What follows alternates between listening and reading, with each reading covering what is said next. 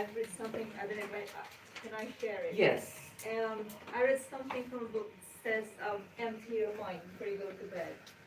So, if there are like thoughts that comes in, I replace it with positive thoughts, and if that doesn't work, I try to completely empty my mind. Yes. And then just pray, thanking Lord for all my blessings until I go to bed and fall asleep peacefully, something like that. I had a very bad insomnia before. Yes, all of us will have that. As we grow older, we will have that. So that's why you tell them, whenever you have the chance to sleep, sleep right away. You will get to an age where in sleep is a challenge. But it's a challenge in the reality that we, it's becoming a luxury. But we have to you know, like you fail to do it right tonight, today. Guess what? There is tomorrow. Sa social justice. Right. Bigla po. Why cry over the spilled milk? Or why lose sleep when you lost sleep? Punta ka ng Right? YouTube. When you can still YouTube. sleep tomorrow. So there is tomorrow.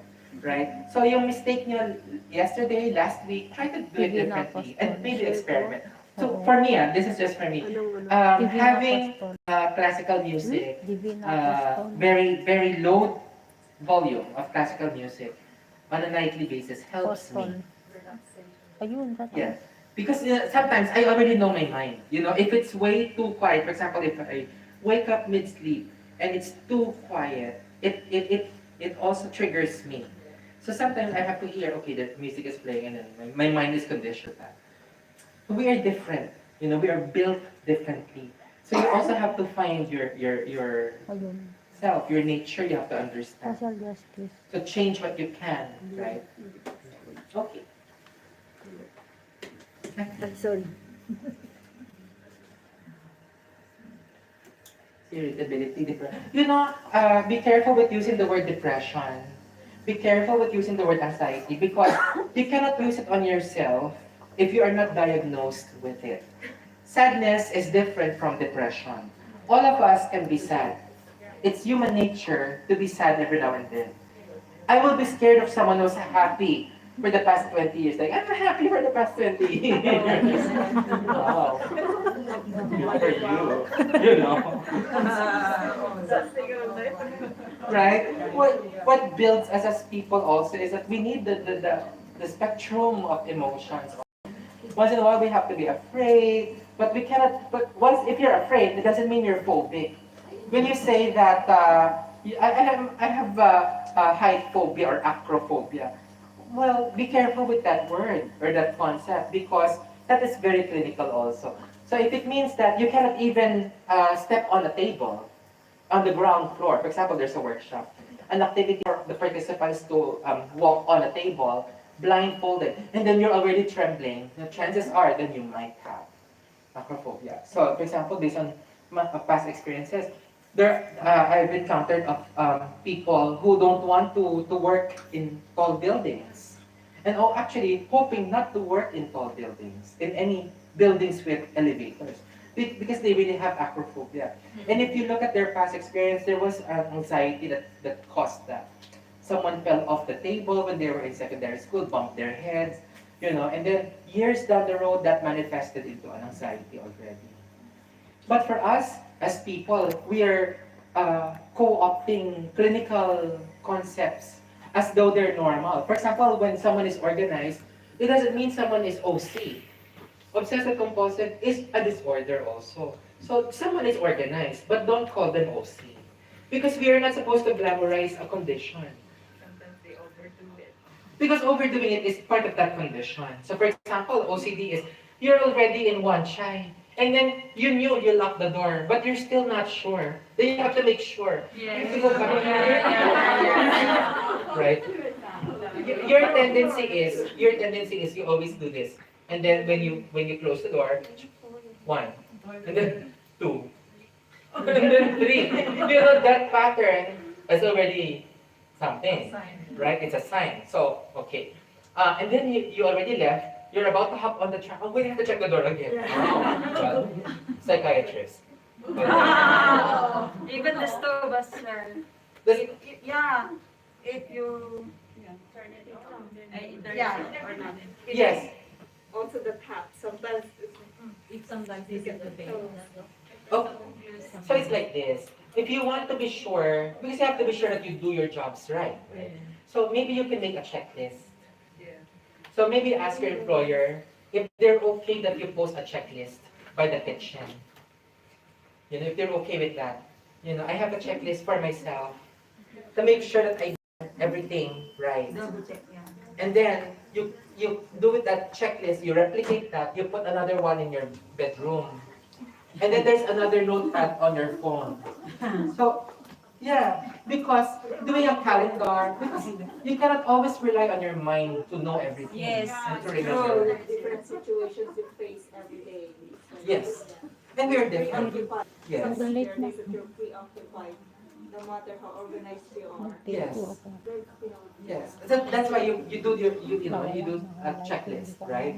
But the thing is, only it's not to scare you. But then if you have come to that point wherein alam mo na you really love everything, you really check it, right? And then you're into the moon already. Oh, did I laugh? Did Did I turn off? Something like that. Yeah, did I turn off? I turn off? Yeah. So for example, you're sleeping already, you're about to sleep. Wait, I'm sleeping. I cannot sleep because I have to turn off. You already turned off. Yes. So there are behaviors that we can still modify. Like for example, as you leave the kitchen, you can already check. You have a checklist. Check. Okay, check. That's it. Right. So and then eventually you have to train yourself for that. Because your behavior was not like that before. Because maybe you were the careless type before, or you're the way too careful. You know, you Yeah, have you to- worry too much. You worry too much. Yes. Right. Even So while maybe- sleeping, you've been thinking what I'm going to cook or what I'm going to do. And that adds to your insomnia. Yeah. Exactly.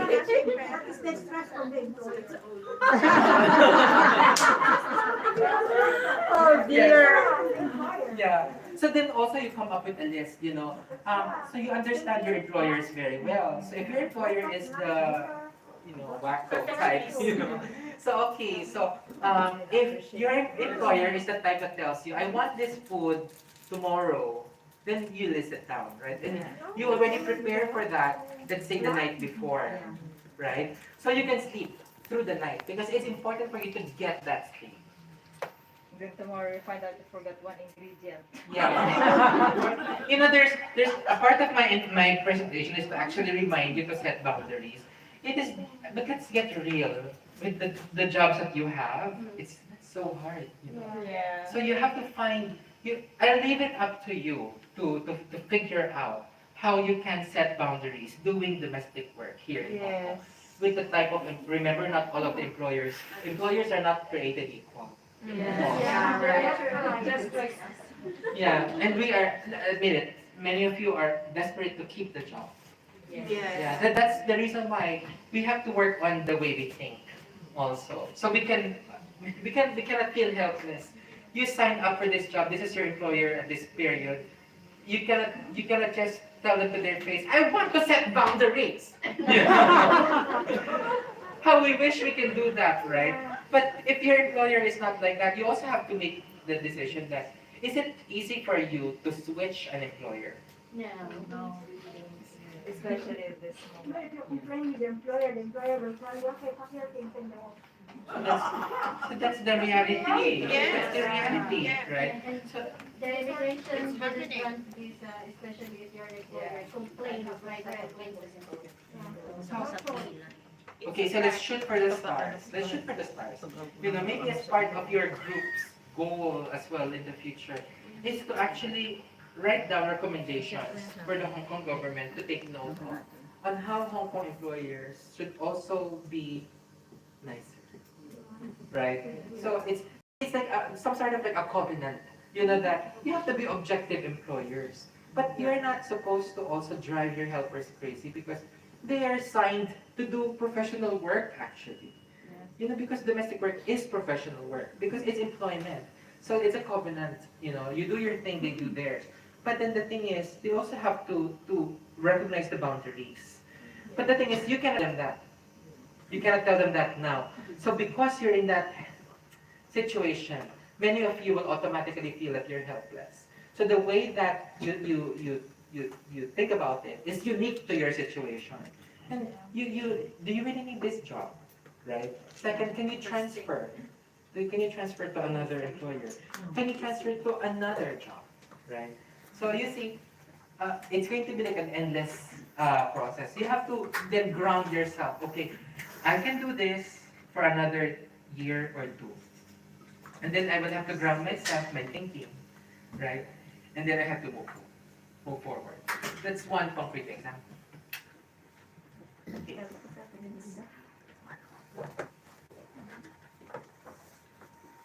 Social, okay. So because we're also here in the period of the pandemic, we are recommending I like social this distancing. topic. But social distancing is not social isolation. You know, so as much as possible, but you also need time alone. Yeah. Me time. Me time. Yes. I So, need a lot of me. Maybe, Talk to self. but we're in Hong I- Kong. I Okay, need this a is lot just a of joke, me okay? Because like it's just a running joke with some friends that you don't recommend people who are sad to go, and they have a me time. You don't recommend them to do hiking in a very high peak. Oh no. You know what I mean? Unfortunately, we we don't really have valleys and plains, So those peaks, are not so nice spots, especially among the locals, right?